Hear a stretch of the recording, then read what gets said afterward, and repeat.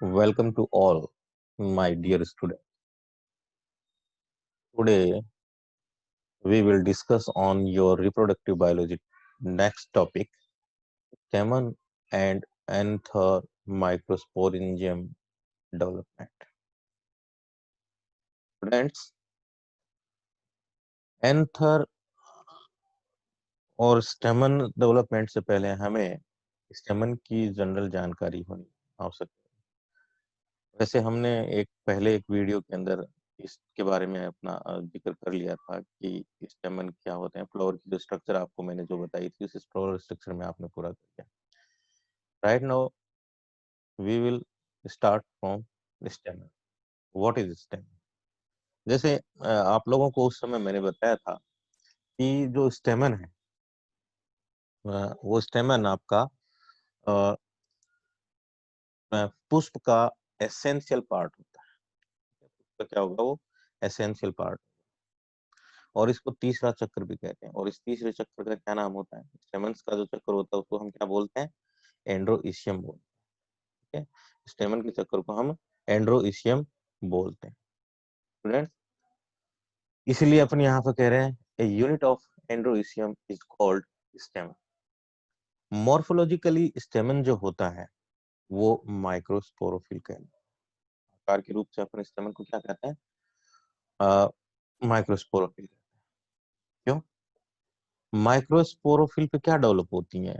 Microsporangia develop होती है। Microsporangia develop होती है।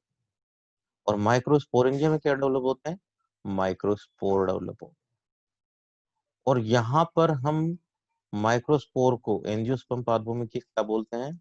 पोलन बोलते हैं। और माइक्रोस्पोरेंजिया को हम क्या बोलते हैं?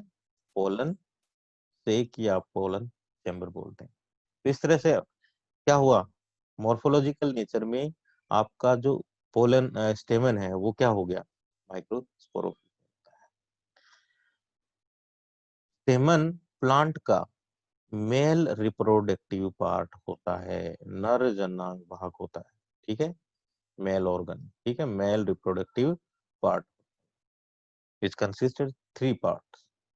ठीक है, number one, filament. We can see in this picture,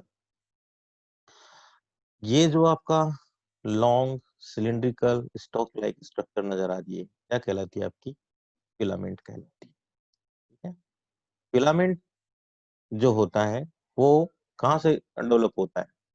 जो थैलेमस पार्ट होता है जिस पर सारे पुष्प के ऑर्गन्स डेवलप पाए जाते हैं, स्थित पाए जाते हैं, डेवलप होते हैं। उस हिस्से को कप जैसी थोड़ी जो संरचना होती है उसे हम क्या बोलते हैं? थैलेमस कहते हैं। थैलेमस के अंदर चार प्रकार की नोड्स मिलती हैं। ठीक है, और वो एक जगह संगठित रूप में गुच्छे में रहती है, इसलिए इसको कंडेंस नोड पार्क भी कहते हैं अपन थैलेमस। उसी में से एक नोड जो होती है वो किसको डेवलप करती है? आपके स्टेमन को डेवलप करती है। और स्टेमन में वो नोड जो निकल के बाहर आती है वो, ठीक है, निकल के जो बाहर आती है वो पहले क्या बनाती है? आपका फिलामेंट भाग बनाती है। इसी फिलामेंट पार्ट के ऊपर आपका क्या डेवलप होता है? नोब लाइक पार्ट, जिसको हम क्या कहते हैं? एंथर कहते हैं। ठीक है, तो नेक्स्ट आपका पार्ट है यहाँ पर अपन बात करते हैं एंथर की। एंथर में यहाँ पे अपन बात करें, एक टिपिकल एंथर की बात करते हैं अपन। तो टिपिकल एंथर आपका क्या होगा? Knob like. ठीक है, बाई लॉब्ड होगा। हाँ, ठीक है, यहाँ पर ये जो एंथर दिख रहा है आपका वो बाई लॉब्ड है। इसमें दो पालियां नजर आती हैं और इन दोनों पालियों का जो डेवलपमेंट होता है वो किससे होता है? हेड ऑफ फिलामेंट, जिसके ऊपर आपकी कौन सी सेल मौजूद होती है? मेरिस्टेमेटिक सेल्स होती हैं। उनमें जब विभाजन होता है तो वो सेल विभाजित होकर दो लोब्स का निर्माण करते हैं। और यहाँ पर जो प्रत्येक लोब है उसके अंदर हमें दो पोलन सेक नजर आता है। यहाँ पर अपन इसमें बात करें तो प्रत्येक लोब में आपकी क्या मिलेंगे? दो पोलन सेक मिलेंगे। ये आपकी यहाँ पर ये वाला पोर्शन है एंथर, जिसमें ये आपकी ये एक पाली हो गई, ये दूसरी पाली हो गई, उसके अंदर आपका दो पोलन सेक मिलेंगे। पोलन सेक को अपन माइक्रोस्पोरेंजियम कहते हैं। ऐसे एंथर को, ठीक है, क्या बोलते हैं अपन, यानी प्रत्येक पाली में 2 पोलन सेक, इसका मतलब दोनों पालियों में कितने होंगे, 4 पोलन सेक। इट मीन ये क्या कहलाएगा आपका, टेट्रास्पोरेंजिएट कहलाता है। बट मालवेसी फैमिली, मोरिंगा, सेंजना, Wolffia, the smallest angiosperm plant में आपको क्या मिलता है, सिंगल लोब मिलता है। और हम ये जानते हैं कि एक सिंगल लोब में कितनी माइक्रोस्पोरेंजिया है, 2 माइक्रोस्पोरेंजिया है, 2 पोलन सेक है। ऐसे एंथर को हम क्या बोलते हैं, बाइस्पोरेंजिएट एंथर कहते हैं। बट एक्सेप्शन है आर्थोथोबियम माइनोटिसिसिमम। आर्थोथोबियम माइनोटिसिसिमम एक पैरासाइटिक प्लांट है, पैरासाइटिक एंजियोस्पर्म है, जिसके एंथर में सिंगल लोब तो मिलती है, बट सिंगल लोब के साथ में वहां पर सिंगल माइक्रोस्पोरेंजिया पाई जाती है। ऐसे एंथर को हम क्या बोलते हैं, मोनोस्पोरेंजिएट एंथर भी कहते हैं। एक टर्म और आती है स्टूडेंट्स, कई बार अपन बुक्स के अंदर देखते हैं, बुक्स में आपको एक टर्म नजर आती है, थिकस, है ना, मोनोथिकस लिखा आता है ना, मोनोथिकस। कहीं पे आपका लिखा आता है सेल्ड, है ना।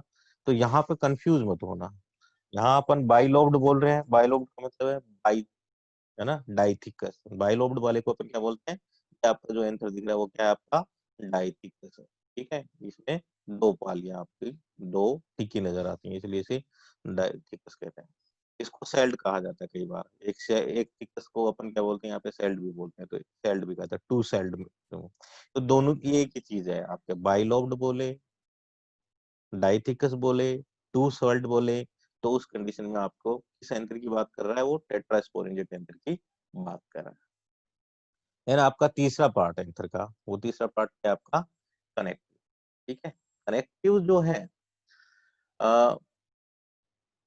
एंथर, कनेक्टिव जो स्टेमन का पार्ट है वो क्या है, ये mid rib like short part, जो दोनों इन पोलन्स लॉब को, या दोनों इन लॉब्स को, एंथर लॉब्स को क्या करता है, आपस में जोड़े रखता है।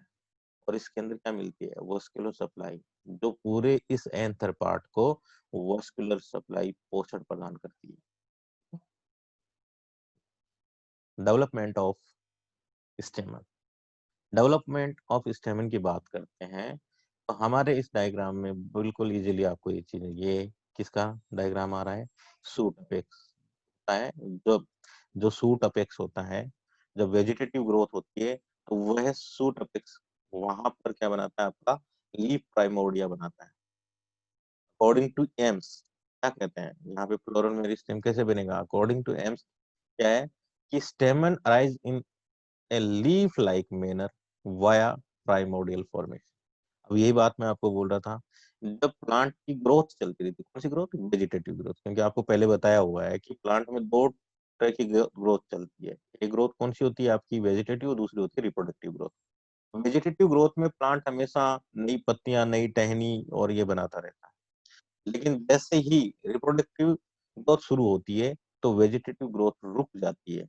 रुकने का कारण क्या होता है, जो वहां पे सूट अपेक्स जो था, वो सूट अपेक्स किस में कन्वर्ट हो जाता है, फ्लोरल अपेक्स में कन्वर्ट हो जाता है। ठीक है, और फ्लोरल अपेक्स में आपको पता है क्या मिलेगा, कि फ्लोर के पार्ट 4 होते हैं। वो 4 या तो वो पूरे पेडंकल या पूरे फ्लोर को बनाने में डेवलप काम आते हैं। अब इस वो फ्लोर अपेक्स के अंदर आपके पास क्या आ जाता है, ठीक है, फ्लोर अपेक्स में आपके पास वो 4 नोड आ जाती हैं, जो थैलेमस के अंदर स्थित। We can see in this picture, आपको ये जो पार्ट दिखाई दे रहा है, वो पार्ट क्या है आपका, यहाँ पर फ्लोरल अपेक्स है। ये सबसे बाहरी हिस्सा, जिसको हम क्या बोलते हैं, जैसे मैंने अभी एग्जांपल के लिए बोला था कि एम्स क्या कह रहा है, कि ये लीफ लाइक मैनर में डेवलप होता है। जैसे ही वेजिटेटिव ग्रोथ के दौरान जब लीफ डेवलप होती है, तो लीफ प्राइमोर्डिया बनते हैं वहां पे। तो यहाँ पर क्या बनेगा, फ्लोरल प्राइमोर्डिया बनेंगे। अब कौन सा हिस्सा क्या बना रहा है, उसी के अनुसार उसका नाम हो जाएगा। जैसे ये वाला हिस्सा आपका क्या बना रहा है, किसको बना रहा है, सेपल को बना रहा है, बाह्य दल को बना रहा है। ठीक है, तो ये वाला हिस्सा आपका किसको बना रहा है, बाह्य दल को बना रहा है, तो इसका नाम क्या हो जाएगा, सेपल प्राइमोर्डिया हो जाएगा। तो ये जो पार्ट है वो किसको बना रहा है, आपका पेटल को बना रहा है, तो ये क्या हो जाएगा, आपका पेटल प्राइमोर्डिया हो जाएगा। और ये इंपॉर्टेंट जिसको अपन पढ़ रहे हैं, ठीक है, इस हिस्से को हम क्या बोलते हैं, स्टेमन प्राइमोर्डिया, और बीच का आपका ये कार्पल्स प्राइमोर्डिया रह जाएगा। और इन भागों में, अब ये सारे भागों में कौन सी सेल मौजूद है? सारी की सारी मेरिस्टेमेटिक सेल्स है। वो मेरिस्टेमेटिक सेल्स जब विभाजन करती हैं और विभाजन करती हुई आगे बढ़ती हैं, तो आपका पूरा जो फ्लोरल ऑर्गन्स हैं उनका डेवलपमेंट करते हैं। इस डायग्राम में भी अपन इजीली देख सकते हैं, ये दोनों के दोनों हिस्से क्या है आपके? स्टेमन प्राइमोर्डिया, जो आगे जाके क्या करते हैं? स्टेमन्स का फॉर्मेशन करते हैं। We can see in this picture, easily दिखाई दे रहा है ये आपके सेपल प्राइमोर्डिया, देखो दिखाई दे रहे हैं। यहाँ पर आपके ये पेटल प्राइमोर्डिया और उसके बीच में से यहाँ पे निकलेंगे आपके स्टेमन प्राइमोर्डिया, और यहाँ पे दोनों तरफ से इस जगह से क्या निकले आपके स्टेमन प्राइमोर्डिया, बीच में फिर आपका कार्पल प्राइमोर्डिया रह जाएगा। ठीक है, ये डेवलप होते हैं। अब होता क्या है कि जैसे मान लो ये अपन इसको थोड़ा सा और एक्सप्लेन कर लेते हैं कि भी फ्लोरल किस तरह से, ये आपका थैलेमस पार्ट है। ठीक है, हमने कहा कि थैलेमस क्या होता है? सभी जो नोड्स होती हैं उनका गुच्छा होता है ये। अब इसमें से थैलेमस भाग में से क्या होगा? यहाँ पर ये सेपल प्राइमोर्डिया बना, यहाँ पर ये पेटल प्राइमोर्डिया बना, और यहाँ पर स्टेमन प्राइमोर्डिया, दोनों तरफ से यहाँ पे भी स्टेमन प्राइमोर्डिया। अब इन यहाँ पर आपका क्या आ जाएगा? आपका पूरा कार्पल प्राइमोर्डिया, ये आपका वापस पेटल, और ये आपका सेपल। अब ये पार्ट जो होता है वो लगातार, सबसे पहले इसकी जैसे मान लो यहाँ पर केवल स्टेमन प्राइमोर्डिया की बात करें तो स्टेमन प्राइमोर्डिया के हिस्से में क्या होगा? इसकी मेरिस्टेमेटिक सेल्स डिवीजन करेंगी, विभाजन करेंगी, जिससे एक इलोंगेटेड पार्ट बन, इस तरह से इसके ऊपर क्या बनेगा? एक इलोंगेटेड पार्ट बनेगा। उस इलोंगेटेड पार्ट जो सिलिंड्रिकल होता है, स्टॉक लाइक होता है, उसको अपन क्या बोलते हैं? फिलामेंट। इस तरह से इसमें सबसे पहला हिस्सा फिलामेंट बनता है। फिलामेंट की जो हेड सेल्स होती है, हेड के जो शीर्ष के ऊपर की कोशिकाएं होते हैं, जो मार्जिनल, स्पेशली कौन सी सेल होती हैं? मार्जिनल मेरिस्टेमेटिक सेल्स हैं। उन मार्जिनल मेरिस्टेमेटिक सेल्स के अंदर क्या होगा? लगातार विभाजन होगा, और वो यहाँ पे क्या बना देगी? दो एंथर लोब बना देगी, उनके बीच में क्या बन जाएगा? कनेक्टिव बन जाएगा। इस तरह से कंप्लीट एंथर का डेवलपमेंट हो गया। नेक्स्ट, अब एंथर डेवलपमेंट तो हो गया। अब एंथर डेवलपमेंट के बाद में हम देखेंगे कि एंथर के अंदर माइक्रोस्पोरेंजियम का डेवलपमेंट कैसे होता है, कंप्लीट एंथर की स्ट्रक्चर कैसे डेवलप होती है। Development of anther and microsporangium हमने अभी बात करी थी, उसी चीज को थोड़ा सा अपन और एलाबोरेट करते हैं कि जो फिलामेंट हेड होता है उसके ऊपर की जो स्ट्रक्चर है वो आपकी इस तरह से नजर आती है। इसमें क्या होता है? होमोजेनस मास ऑफ सेल्स होती है, यहाँ पर होमोजेनस मास ऑफ सेल्स है, और ये होमोजेनस मास ऑफ सेल्स चारों ओर किससे घिरी हुई है? एपिडर्मिस से घिरी हुई है। ठीक है, और कैसी सेल्स हैं homogenous mass of cells? Meristematic cells हैं। अब यहाँ पे कई बार अपने कॉम्पिटिटिव एग्जाम में क्वेश्चन पूछते हैं कि ये एपिडर्मिस कहाँ से आई, इसका डेवलपमेंट किसने कहा? तो दिमाग में रखना, इस एपिडर्मिस का जो फॉर्मेशन है वो बाई बर्थ होता है स्टेमन के। इवन स्टेमन क्या, जब थैलेमस बनता है उसके साथ ही इसका डेवलपमेंट होता है। थैलेमस का हिस्सा है ये एपिडर्मल टिश्यू, प्लांट के एपिडर्मल टिश्यू का हिस्सा है, जो बहुत मतलब स्टेमन से भी पहले बन जाता है। ठीक है, और इसमें आगे डिवीजन होने पर ये एपिडर्मिस, तो ये पहले से मौजूद होती है इसमें। अब क्या होता है? ये फिलामेंट हेड पर मौजूद ये संरचना, ये इन सेल्स में homogeneous mass of meristematic cells में लगातार क्या होता है? डिवीजन होता है। तो ये जो गोलाकार स्ट्रक्चर थी वो क्या करेगी? जल पहला काम होगा वो एक फोर कॉर्नर स्ट्रक्चर, ये जो आपकी फोर कॉर्नर स्ट्रक्चर में क्या हो जाएगी? बदल जाएगी। इस फोर कॉर्नर स्ट्रक्चर में ये बदल जाएगी। ठीक है, ये फोर कॉर्नर स्ट्रक्चर में इस तरह से आपकी क्या हो जाएगी? ये बदल जाएगी। प्रत्येक जो कॉर्नर है, उस प्रत्येक कॉर्नर की जो हाइपोडर्मल सेल है, जस्ट एपिडर्मिस के नीचे स्थित ये जो सेल्स होती हैं इनको क्या कहते हैं? हाइपोडर्मल।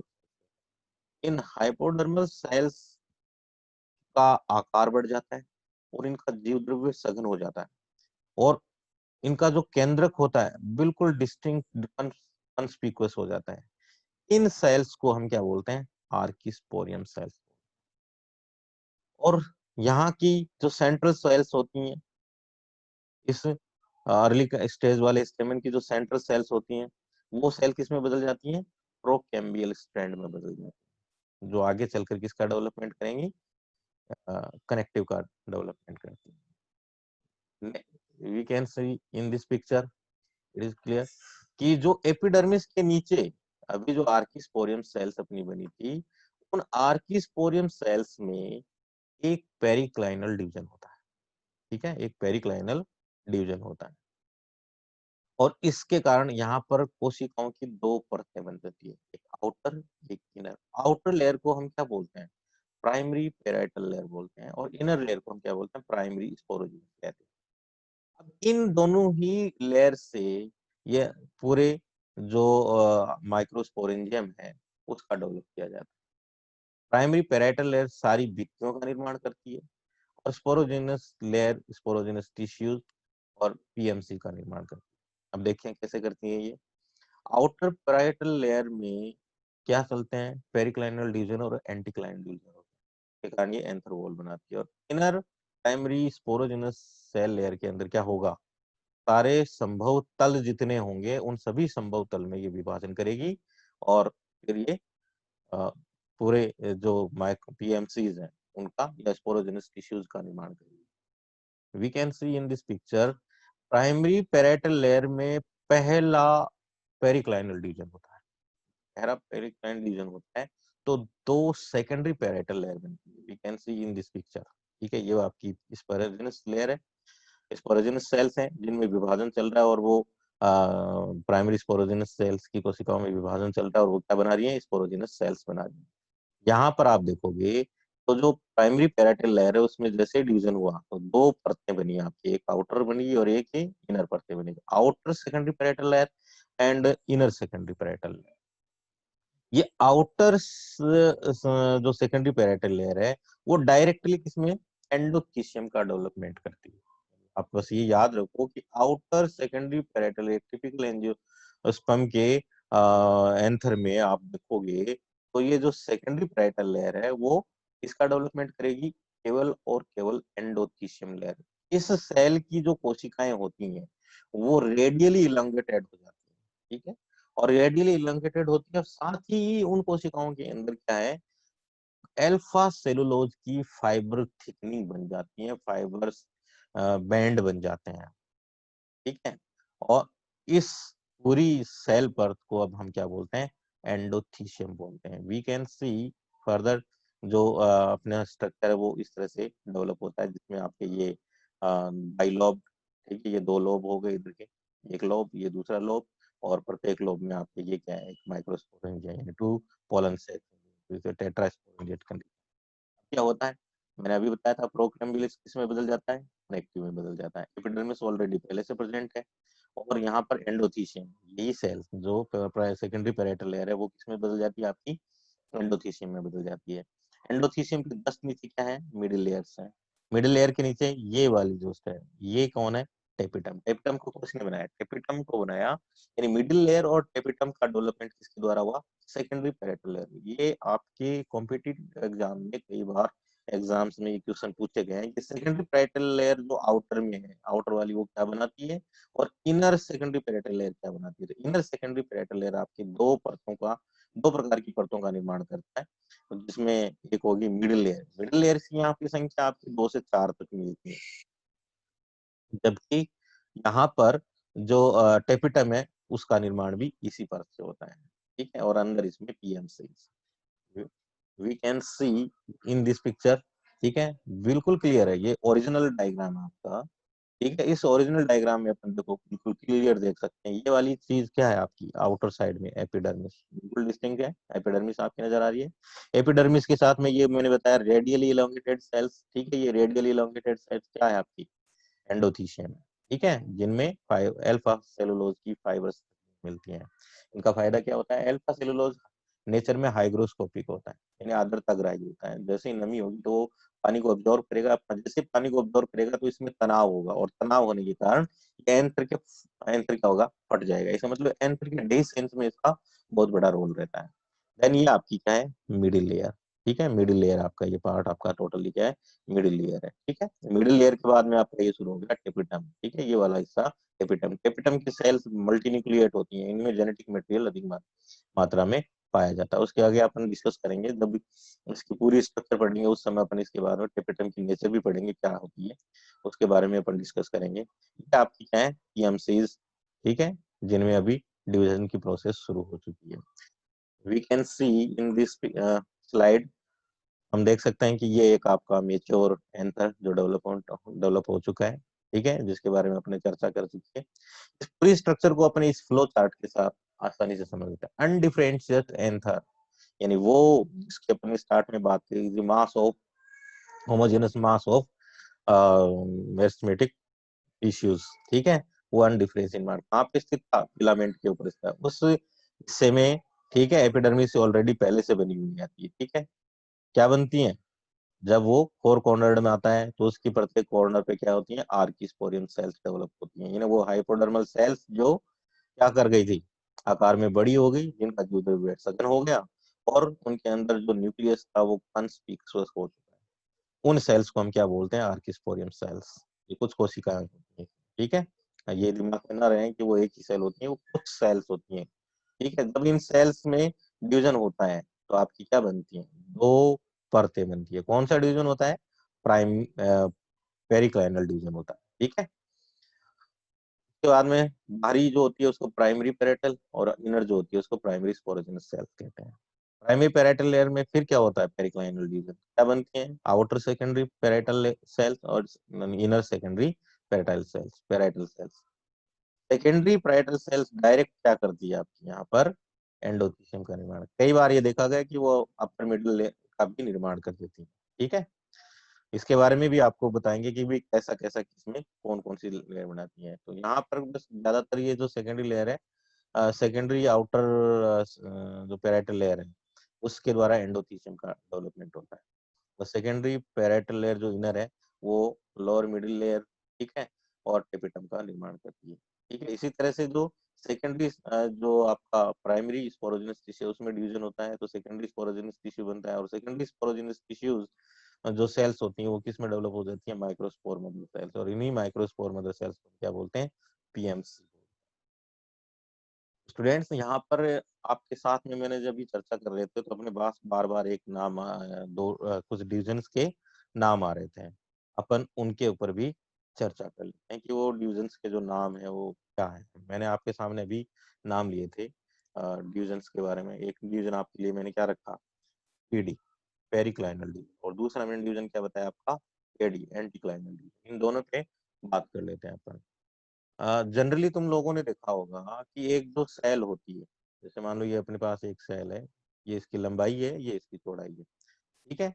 जब इस सेल में इसकी लंबाई के सापेक्ष कोई विभाजन होता है तो उसको हम विभाजन को क्या बोलते हैं, लॉन्गिट्यूडिनल डिवीजन कहते हैं, ठीक है। उसके अनुदैर्ध्य तल के अनुसार यदि डिवीजन होता है तो उसे हम क्या बोलते हैं, लॉन्गिट्यूडिनल या अनुदैर्ध्य डिवीजन कहते हैं। यदि इस सेल के इस अनुदैर्ध्य तल के या लॉन्गिट्यूडिनल डिवीजन के बिल्कुल 90 एंगल पे कोई कट लगता है तो उस 90 एंगल डिग्री पे कट लगने वाले को हम क्या बोलते हैं, ट्रांसवर्स डिवीजन। ये जो सेल आपकी है वो सेल क्या है, ओपन सेल है जिसमें इस तरह से डिवीजन हो रहा है। तो यहाँ एलडी हो रहा है और यहाँ पर क्या हो रहा है आपका, एडी हो रहा है, ट्रांसवर्स डिवीजन। जब ये सेल जो आपके यहाँ पर है, ये सेल जब किसी ग्लोब में आ जाती है, जैसे ये वाली स्थिति, ये ग्लोब में आ गई, तो उस समय जैसे मान लो यहाँ पर ये सेल मौजूद है कि ये ग्लोब में आ गई, तो ये सेल की क्या हो जाएगी अभी, लंबाई, ठीक है। इसके पास में मान लो यहाँ पे दूसरी सेल भी मौजूद है, यहाँ पे एक दूसरी सेल मौजूद है, ठीक है, ये इसकी लंबाई में आ गई। तो उस समय इस सेल में यदि डिवीजन होगा इस तरह से यदि डिवीजन होगा तो क्या होगा, दो सेल बनी, है ना। और यदि ये डिवीजन आपका क्या हो जाएगा, इस तरह से पूरे में हो जाएगा, तो क्या हो जाएगा, एक परत बन गई। यानी यहाँ पर ये जो डिवीजन हो रहा है वो क्या है आपका, पेरिक्लाइनल डिवीजन। ये कौन सा डिवीजन है आपका, पेरिक्लाइनल, जो L D equal to periclinal division, ठीक है।